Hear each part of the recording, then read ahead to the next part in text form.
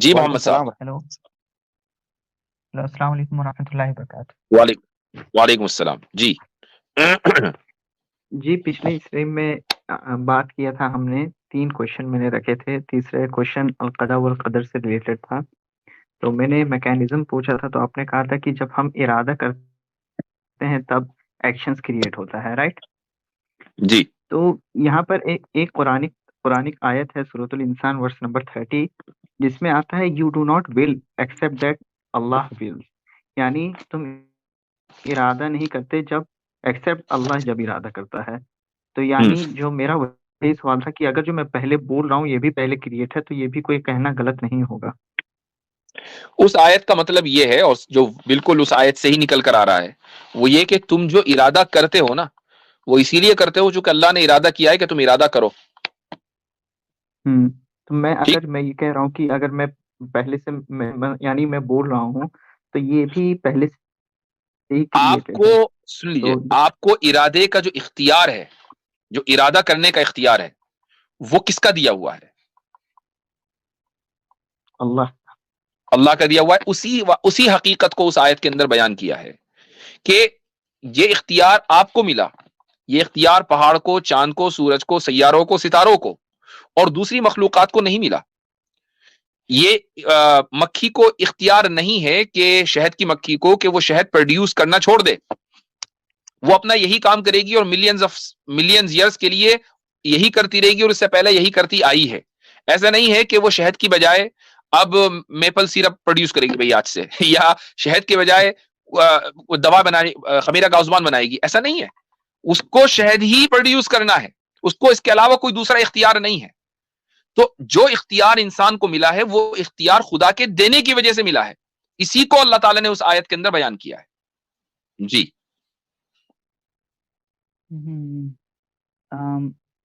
Verse number اس سے پہلے کی آیت میں ورس نمبر 29 میں جس میں آتا ہے کہ کون سی سورت کہہ رہے تھے آپ؟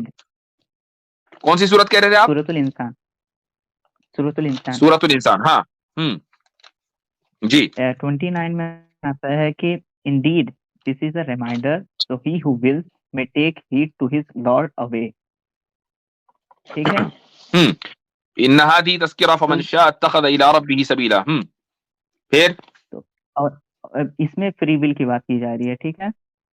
اور جیسے میں نے ابھی کہا کہ you do not will accept that Allah wills, اس میں ڈیٹرمنزم کی بات کی جا رہی ہے. تو یہ دونوں آپس میں ٹکرا نہیں رہی ہیں؟ بالکل نہیں. ان هذه تذکرہ فمن شاء اتخذ الى ربه سبیلا، یہ ایک ریمائنڈر ہے. جو چاہے وہ اس ریمائنڈر کو اختیار کر لے.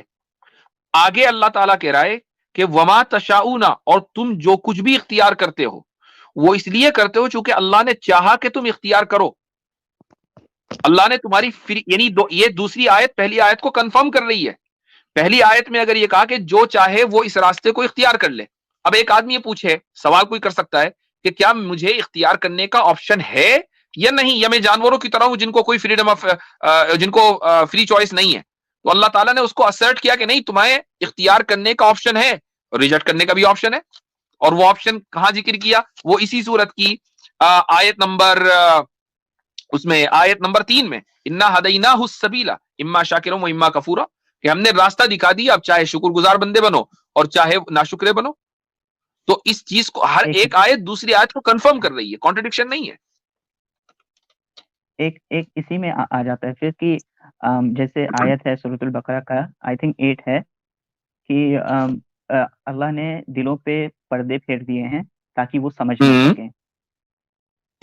تو یعنی الحمدللہ میں مسلم ہوں، لیکن اگر کوئی نان مسلم بندہ وہ اسلام کو قبول نہیں کر رہا ہے تو یہ بھی تو اللہ کی ہی ایک طرح سے ول ہے، کیونکہ اللہ ہی کہہ رہا ہے کہ you do not will accept Allah will. تو اس میں کیا کہنا؟ میں نے پھر کہا کہ آپ اس چیز کو نہیں سمجھ رہے ہیں. میں یہ کہہ رہا ہوں کہ you do not will accept Allah will کا مطلب کیا ہے کہ آپ کو جو اختیار کی طاقت ہے وہ خدا کی دی گئی ہے، خدا کی دی ہوئی ہے. آپ نے اس چیز کو تسلیم کر لیا یا نہیں؟ دی گئی ہے. خدا کی طرف سے آپ کو صحیح اور غلط میں کسی بھی ایک چیز کو اختیار کرنے کی طاقت دی گئی ہے. یہ سورہ انسان کی آیت نمبر 29 کے اندر بیان کیا گیا ہے. Simple, understood. جی جی یہاں تک سمجھ میں آ گیا؟ اچھا، اب آپ نے سورہ بقرہ کی آیت کا حوالہ دیا کہ اولئک، وہ آیت ہے ان الذین کفروا سواء علیہم انذرتهم لم تنذرهم لا یؤمنون ختم اللہ علی قلوبہم وعلی سمعہم وعلی ابصارہم غشاوہ، کہ اللہ تعالیٰ نے ان کے دلوں پر، ان کے کانوں پر اور ان کی آنکھوں پر مہر لگا دی، ان کی آنکھوں پر پردہ پڑا ہوا ہے۔ اب چاہے آپ ان کو ڈرائیں یا نہ ڈرائیں، یہ ہدایت لانے والے نہیں ہیں۔ اس آیت کا مطلب کیا ہے کہ وہ کون لوگ ہیں کہ جن کی آنکھوں کے اوپر پردہ ہے، جن کے دلوں کے اوپر مہر ہے، ان کا کوئی نہ کوئی جرم تو ہوگا نا، ایسا کوئی نہ کوئی انہوں نے کام کیا ہوگا کہ حضرت ایک جس آیت کی دیکھنا، وجہ سے۔ جی سوری حضرت ٹوکنا اس لیے ضروری ہے، جو آپ بات کر رہے ہیں نا، میں چاہ رہا ہوں آپ ایک آیت پڑھ دیں، سورہ جی غافر کی آیت 35 پڑھیں، اس میں اشارہ دیا گیا ہے کہ کس کے دل پر مہر لگائی جاتی ہے، یہ بھائی کا جواب اس میں ہو جائے گا۔ جی، میں ویسے اس کو واضح کرنے کے لیے سورۃ اللیل پڑھنا چاہ رہا تھا، لیکن میں سورہ غافر بھی چلے جاتا ہوں۔ تو سورہ غافر میں ایک سورہ منٹ، غافر کی 35، محمد بھائی آپ بھی نوٹ کرنا، سورہ غافر کی 35، ٹھیک ہے؟ یہ ذرا سنیے گا، کن کے دل پہ مہر لگائی ہے مفتی صاحب بتا ایک دیتے منٹ، ہیں۔ 35 کی کون؟ سورہ غافر کی 35، یعنی سورہ 40 بنے گی، آیت اچھا 35، اوکے اوکے، ایک منٹ، اس میں پتہ چلے گا اللہ تعالیٰ نے خود بیان کیا میں کس دل پر مہر لگاتا ہوں، کیا ہر دل پر لگاتا ہوں؟ اچھا جی، آیت نمبر 35 ہے کہ الذین یجادلون فی آیات اللہ بغیر سلطان اتاہم کبر مقتا عند اللہ وعند الذین آمنوا کذالک یطبع اللہ علی کل قلب متکبر جبار۔ لیں جی، مسئلہ حل ہو گیا۔ اچھا جی، تو اس میں اللہ تعالیٰ یہ فرماتا ہے کہ جو لوگ خدا کی نشانیوں میں بغیر کسی دلیل کے، بغیر سلطان، بغیر کسی دلیل کے جھگڑا کرتے ہیں، یعنی ان کے پاس کوئی دلیل نہیں ہے، محض اپنے نفس کی خواہش ہے، کوئی دلیل نہیں ہے، اپنے آبا و اجداد کی روایت ہے، ان کے پاس کوئی دلیل نہیں ہے، محض سائنس کا دھوکہ ہے، تو اتاہم، ان کو کوئی دلیل نہیں دی گئی، کبر مقتن، اللہ کے نزدیک اور مؤمنین کے نزدیک یہ لوگ نہایت مبغوض ہیں۔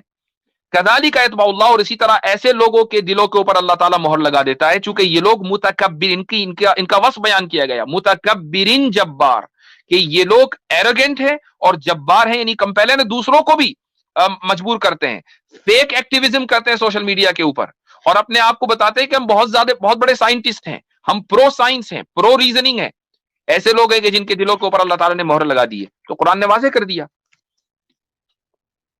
اچھا، تو میں اسی ٹاپک پہ، میں محمد حجاب شاید جانتے ہوں گے آپ، تو میں ان کی جی ویڈیو دیکھ رہا تھا، تو وہ انہوں نے تو وہ بتا رہے تھے کہ وہ شیخ الاسلام ابن تیمیہ رحمۃ اللہ علیہ کا بتا رہے تھے کہ ان کے کتاب میں مینشن ہے کہ گاڈلی ڈیٹرمنزم اور ہیومن فری ول یہ کس طرح کمپیٹیبل ہے، یہ شیخ الاسلام ابن تیمیہ رحمۃ اللہ علیہ کہتے ہیں کہ مجھے نہیں پتا یہ کیسے کمپیٹیبل ہے۔ تو اس دن آپ کہہ رہے تھے کہ اس کا میکینزم یہ ہے کہ انسان ارادہ کرتا ہے، پھر ایکشنز کریٹ ہوتے ہیں، تو آپ یہ چیز کو کہاں سے اخذ کیے ہیں؟ یہ اشعری کریڈ ہے، اشعری عقیدہ۔ شیخ الاسلام ابن تیمیہ اثری عقیدے، اثری اسکول آف تھاٹ کے امام ہیں۔ میں نے جو بات کہی ہے وہ آپ، ایک مشہور کتاب ہے اشعری ماتریدی عقیدے کی، جس کا نام ہے شرح عقائد، یہ بات اس میں لکھی ہوئی ہے۔ اور ابن تیمیہ نے کہیں بھی نہیں کہا کہ وہ، ایک منٹ، ایک محمد بھائی، آپ محمد حجاب کی بات کر رہے ہیں، یہ میرے سامنے رسالہ تدمریہ پڑھا ہے، قدر اور اس کے درمیان تطبیق کر کے ابن تیمیہ نے بیان کی ہے، حقیقت الجمع بین القدر والشرع لو جی، التدمریہ رسالہ، مسئلہ ٹھیک یہ ہے؟ حل ہو گیا۔ ہاں جی، تو ابن تیمیہ نے بھی کہیں یہ نہیں کہا کہ تطبیق نہیں کر سکتا، ابن تیمیہ نے تحقیق پیدا کی ہے۔ اگر اردو میں کسی نے پڑھنا ہے تو حنیف ندوی صاحب نے عقلیات ابن تیمیہ میں پورا ایک چیپٹر باندھا ہے اردو میں، عقلیات ابن تیمیہ کتاب ہے PDF میں، تو ابن تیمیہ بھی تطبیق پیدا کرتے ہیں، یہ ایسا ممکن ہی نہیں ہے کہ تطبیق پیدا نہ کی ہو۔ تو محمد حجاب نے غلط بات کی ہے، اگر اس نے کی ہے یا آپ غلط سمجھے ہیں، میں یہ اتنا کہہ سکتا ہوں۔ نہیں، میں نے ابن تیمیہ رحمۃ اللہ علیہ کا میں نے نہیں پڑھا ایک بھی کتاب، لیکن جو میں نے ویڈیوز انہوں نے تو یہ بات کہی ہے۔ تو دیکھیں، ویسے ابن تیمیہ جیسی شخصیت کی طرف اس طرح کی چھوٹی بات جو ہے نا وہ ہضم ہونے والی ہے نہیں، کیونکہ ابن تیمیہ بہت بڑا نام ہے، ٹھیک ہے، عقلیات کے حوالے سے بھی۔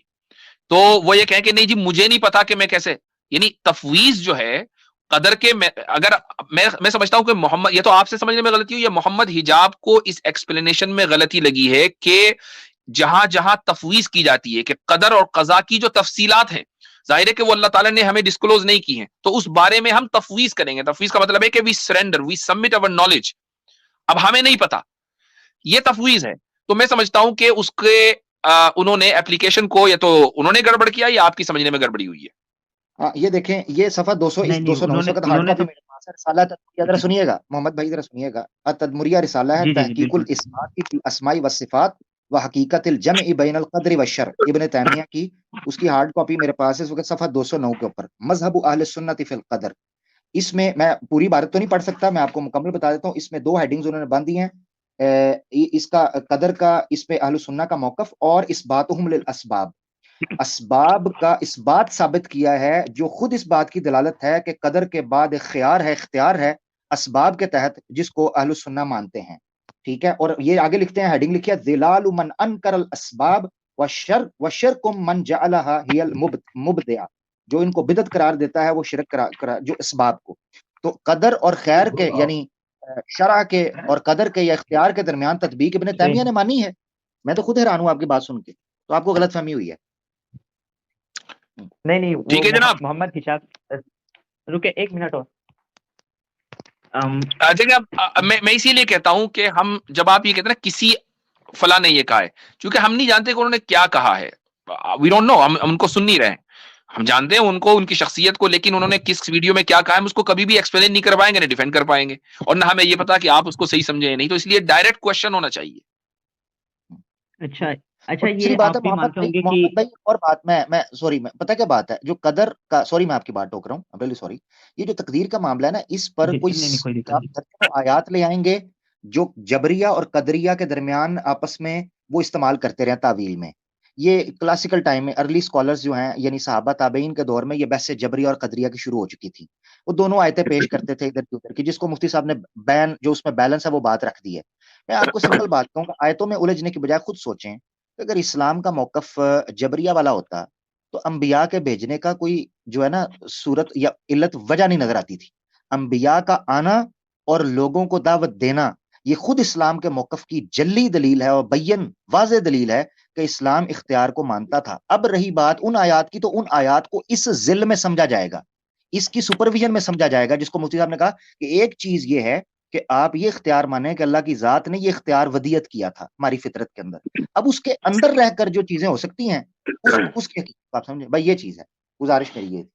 اچھا یہ آپ کے چلے بھائی دیکھیں ٹائم بہت کم ہے, اوروں کو بھی موقع دینا ہے. آپ کے ساتھ بڑی لمبی گفتگو ہوگی, گزشتہ 15 منٹ سے ہم آپ ہی کے ساتھ گفتگو کر رہے ہیں. اگلی مرتبہ آ جائیے گا.